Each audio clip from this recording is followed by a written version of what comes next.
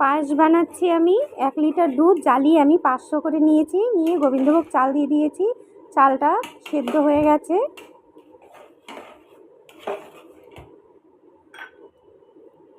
এখন দিয়ে দিচ্ছি আমি মিশ্রি,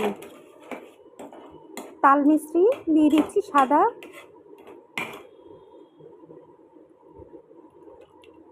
আর কাজু কিশমিশ দিয়ে দিলাম। একটু সামান্য নুন দিয়ে দিচ্ছি একদম,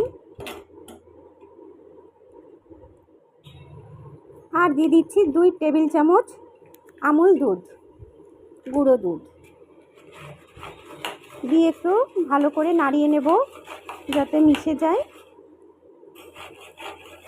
হয়ে এসছে।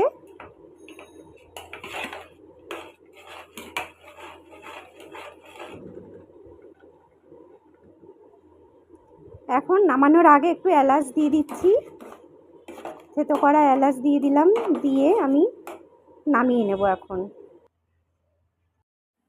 কেমন হয়েছে বন্ধুরা জানাবে কমেন্টের মাধ্যমে।